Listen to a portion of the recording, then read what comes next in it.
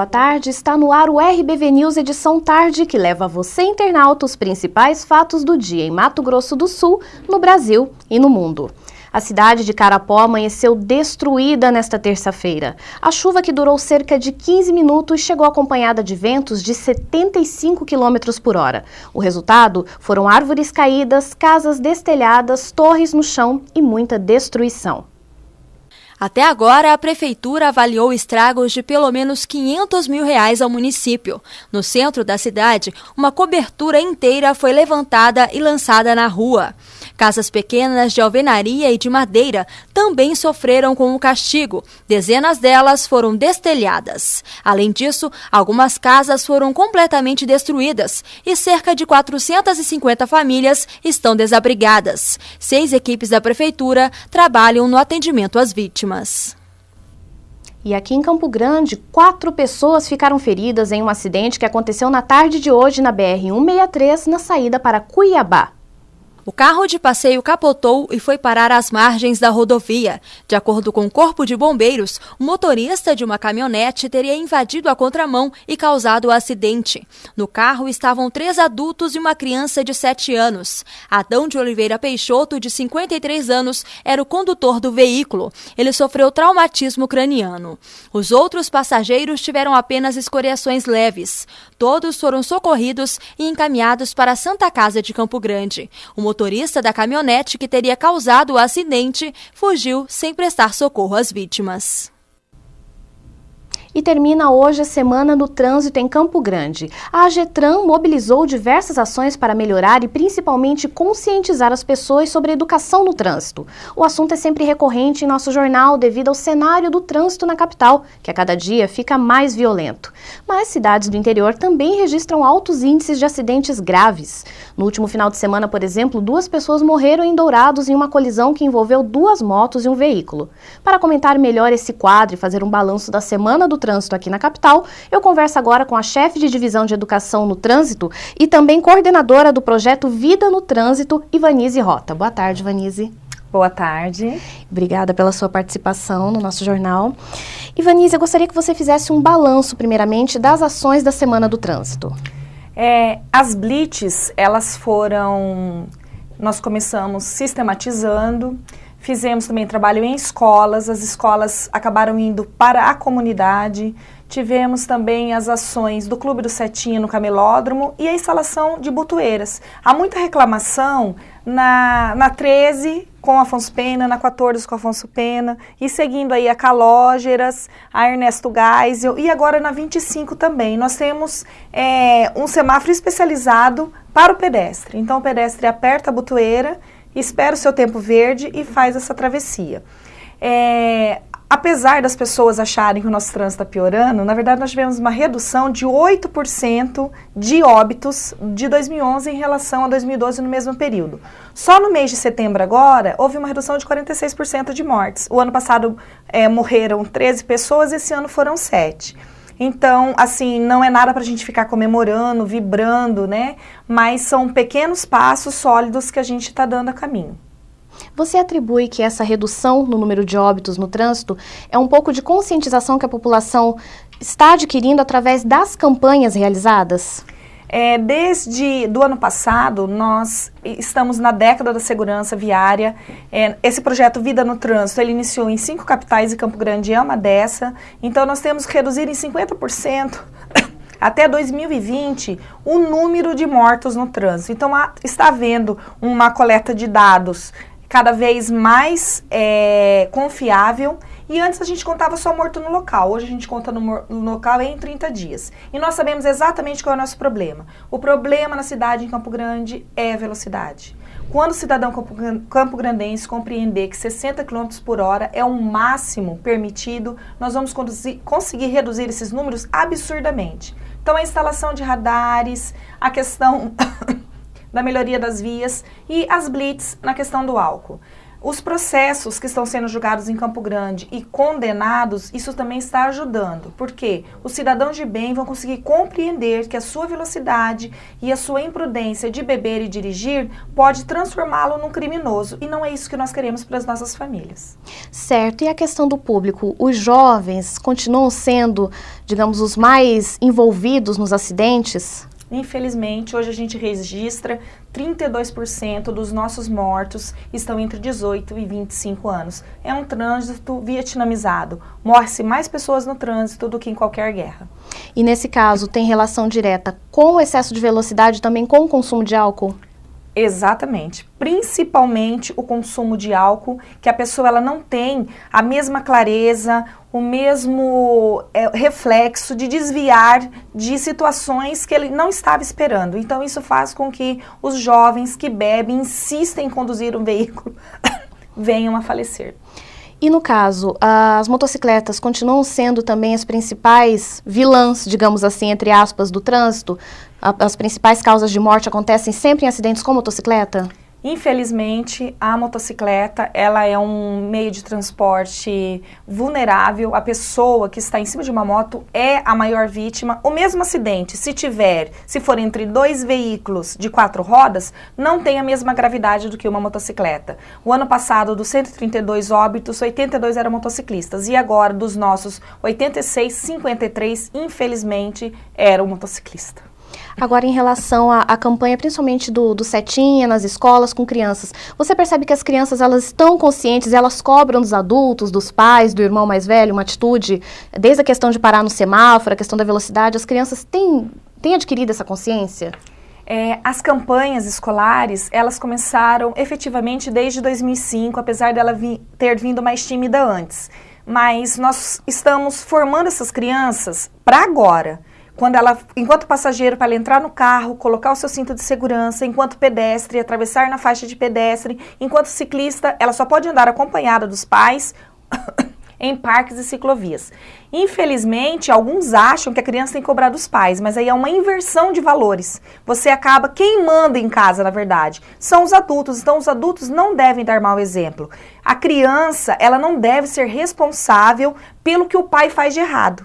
Usa o celular, está sem cinto, a carrega no banco da frente ou não pede para colocar o cinto de segurança. Então a criança, nós estamos sensibilizando-as enquanto cidadão, mas ela não tem essa obrigação de cuidar dos pais. Pais, por favor, cuidem de suas crianças. Certo, agora já para encerrar, Ivanise, hoje seria realizada uma blitz para encerrar a Semana do Trânsito. Porém, com as chuvas que atingiram todo o estado, acabamos de ver inclusive uma reportagem sobre isso, essa blitz foi adiada. Fala um pouquinho sobre qual a data, o horário que vai acontecer. Essa blitz já é tradicional, ela é do Gabinete de Gestão Integrada de Trânsito, faz parte, é o órgão executor do projeto Vida no Trânsito. Nós estaremos na Rio Grande do Sul com Afonso Pena no dia 27. Então, motoristas, passem por lá para que você realmente possa nos dar esse apoio de que a sociedade está junto conosco, porque o projeto é feito para vocês. Hoje, trânsito é uma questão de saúde pública, por isso é coordenado pelo Ministério da Saúde.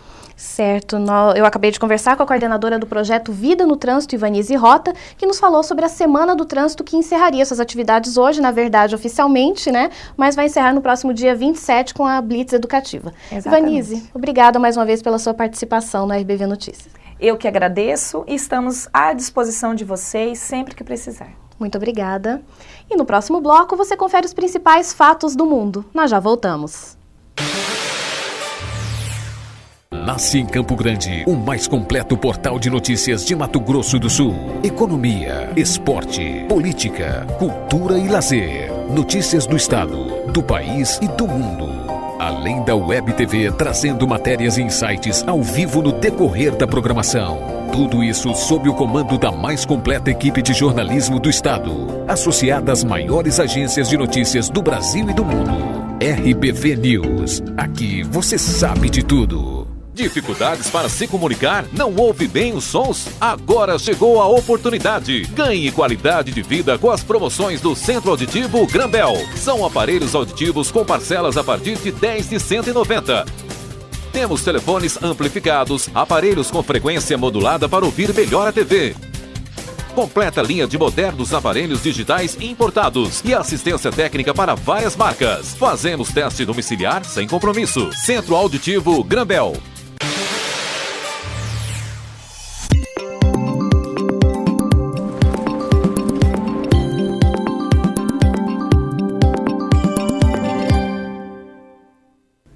A chuva deve dar uma trégua nesta quarta-feira e o sol volta a aparecer, mas entre nuvens aqui na capital. O dia amanhece com muito nevoeiro e no período da tarde podem ocorrer pancadas de chuva. Confira a previsão para 5 capitais para esta quarta-feira.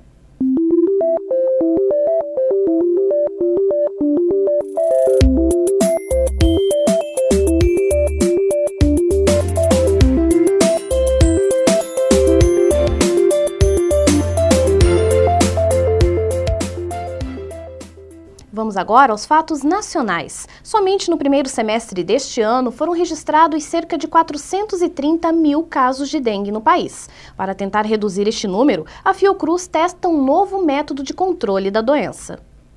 Wolbachia. O nome é estranho, mas essa bactéria encontrada em 70% dos insetos pode ser a solução contra o vírus da dengue. Na Austrália, onde as pesquisas estão em fase avançada, os resultados são considerados satisfatórios. O projeto Eliminar a Dengue Desafio Brasil é uma parceria da Fundação Oswaldo Cruz com uma universidade australiana.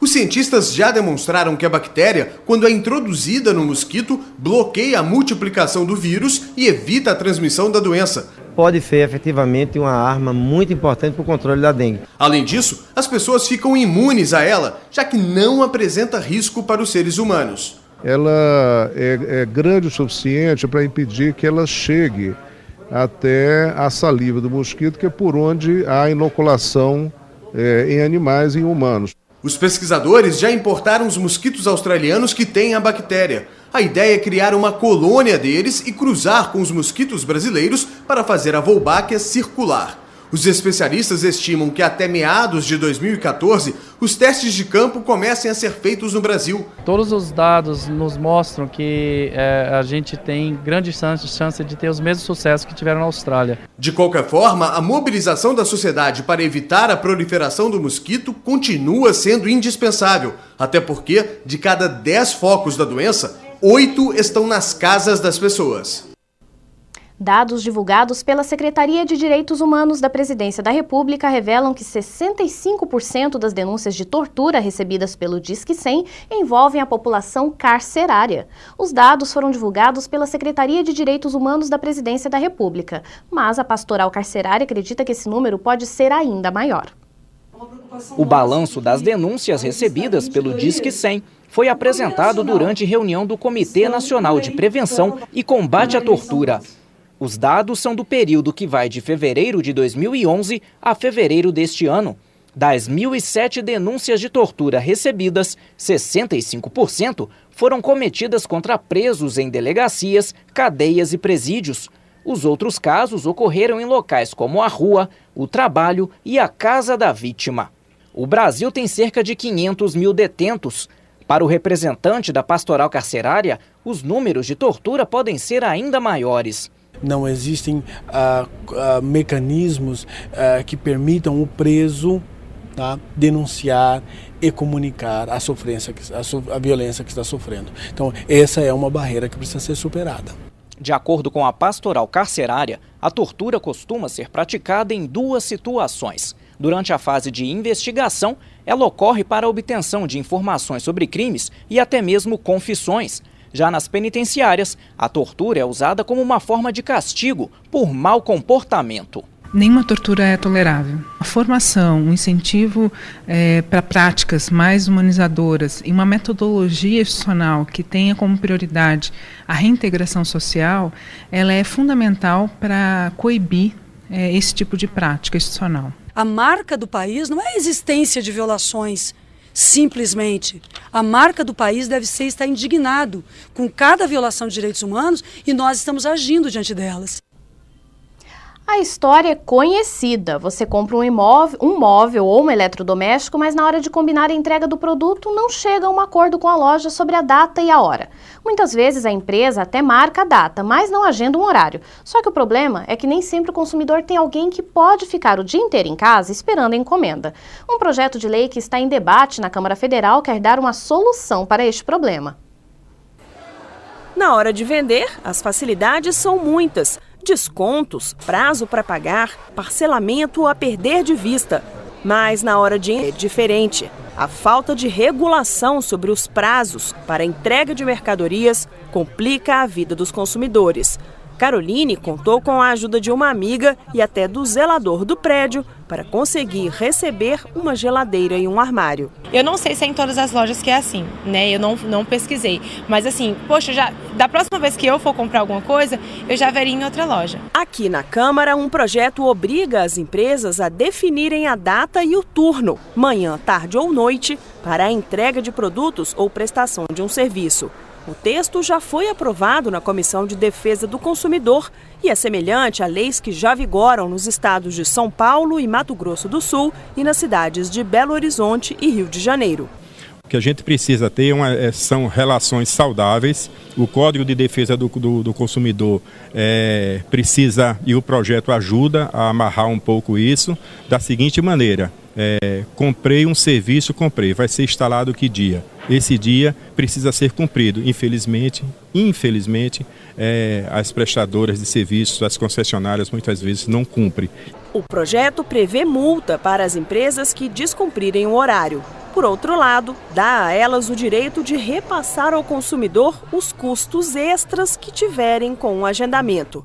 Mas que custos são esses? A gente tem que reduzir, né, os atendimentos nas agendas, porque para a gente conseguir atender esses clientes dentro do prazo, pelo menos o prazo que foi estipulado e acordado com o cliente, nós teríamos que ter uma diminuição dessa demanda para poder atender todos dentro do prazo, né? Em uma hora eu posso atender às vezes 2 clientes. Então, por exemplo, enquanto se eu tiver que marcar um horário com aquele cliente, cumprir com aquele cliente, eu teria que tirar, né, esse outro cliente do meu atendimento. Se o empresário ou prestador de serviço achar que vai incorrer num grande custo, marcar um turno para a entrega do produto, ele pode repassar uma taxa extra ao consumidor, que vai optar por ter esse turno determinado ou ficar como hoje a qualquer momento do dia, muitas vezes até agendando num dia e não entregando naquele dia.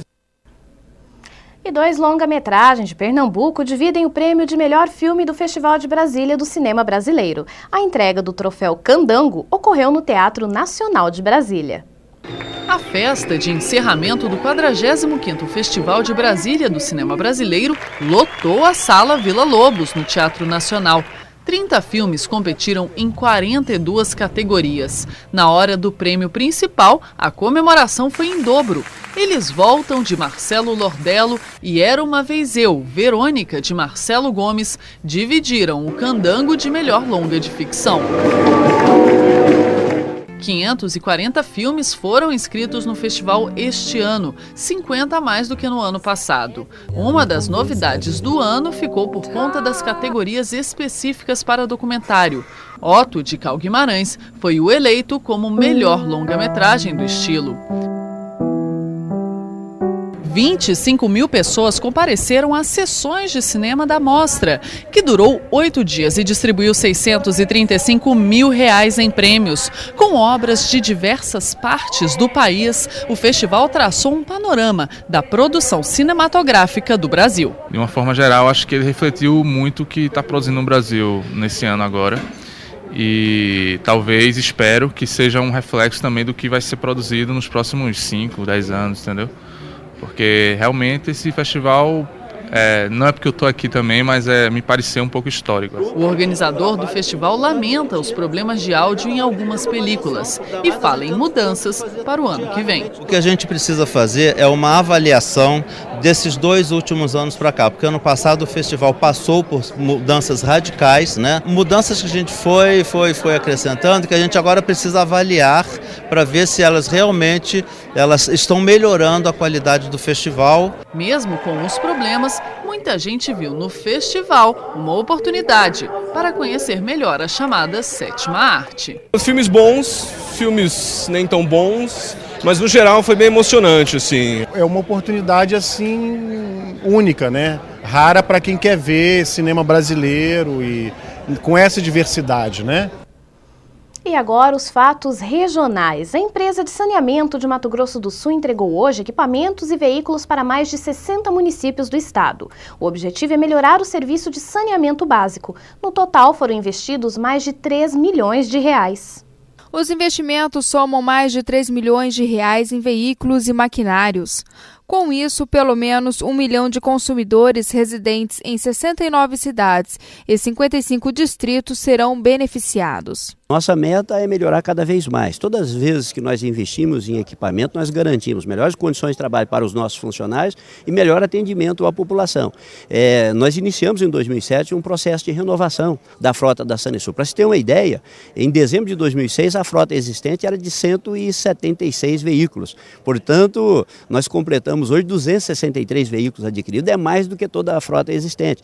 Além dos investimentos, a empresa também lançou uma novidade que vai beneficiar os deficientes visuais: a conta de água em braille.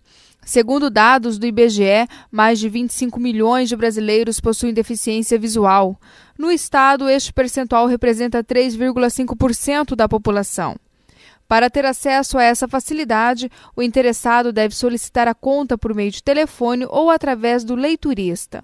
Após a solicitação, a conta em braille chega no máximo em 48 horas na residência. Segundo Thelma Nantes, presidente do Instituto dos Cegos Florisvaldo Vargas, 580 pessoas do interior e da capital são cadastradas na instituição.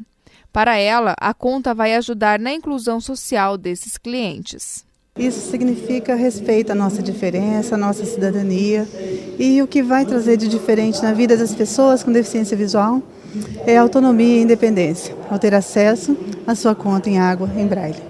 Acessibilidade, garantia constitucional de que as pessoas portadoras de necessidade visual tenham acesso à sua conta em braille, que ele possa acompanhar o consumo da sua conta, bastando apenas que ele procure os escritórios da Sanesul que nós temos em todas as localidades, faça a adesão e receba a sua conta com o convênio que nós fizemos com o Instituto Sul-Mato-Grossense para Cegos. Durante a solenidade, o governador do estado, André Putinelli, destacou que 70% dos bairros da capital contam hoje com serviço de saneamento básico. Nós, ao término do nosso mandato, em 2014, afirmados pelo presidente da Sanesul, José Carlos Barbosa, não teremos cidade que não tenha menos de 50% de captação e tratamento de esgoto, sendo que algumas cidades terão 100%. Campo Grande, que se encontra sob a forma de concessão, no atual momento, em setembro de 2012, tem aproximadamente 70% de esgotamento sanitário captado indo a tratamento. Nós teremos cidades como Três Lagoas, como Ponta Porã, como Dourados, como Corumbá, que terão acima de 90% de captação e tratamento de esgoto sanitário. Você já pensou em ter uma renda extra a partir da produção de sabonetes artesanais? Para quem acha complicado ou não tem muita facilidade com trabalhos manuais, é só ficar atento ao talento e às dicas de uma artesã aqui de Campo Grande.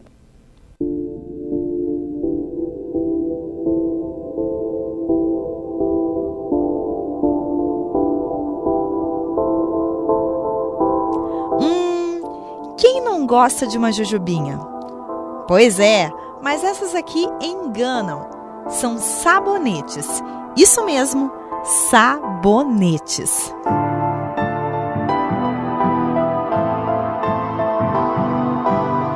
O que mais chama a atenção das pessoas são as jujuba.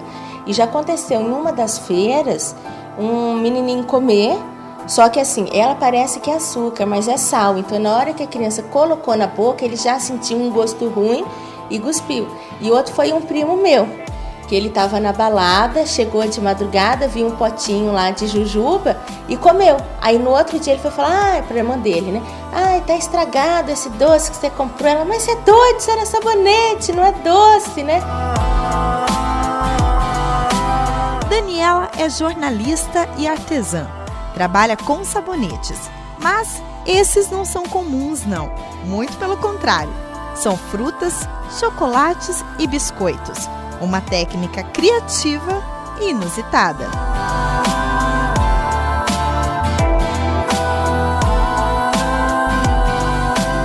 Eu brinco que eu sou jornalista de formação e artesã de vocação.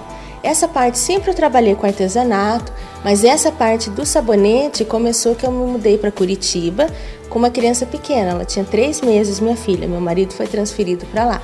Então, para não ficar em casa o dia todo, né, eu comecei a fazer vários cursos. Então, como sempre eu gostei de artesanato, um dia eu vi lá, curso de sabonete. Falei, isso eu nunca fiz, né? Deve ser legal.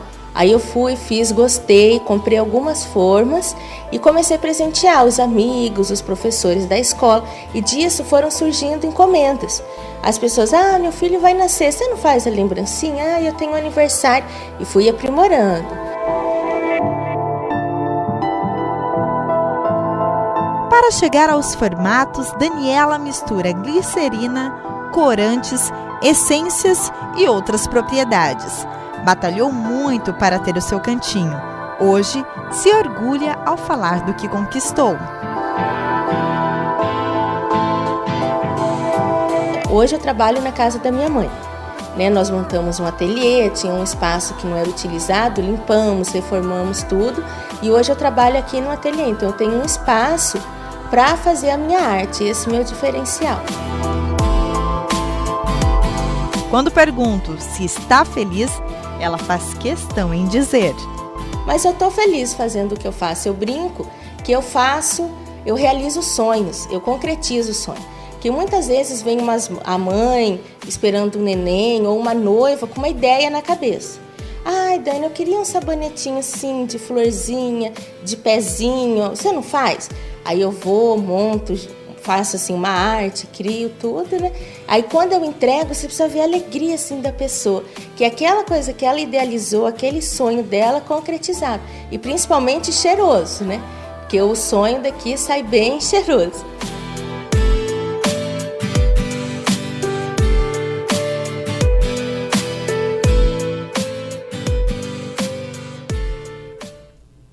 E o RBV News Edição Tarde fica por aqui. Mais informações amanhã a partir das 11 horas. Uma boa noite.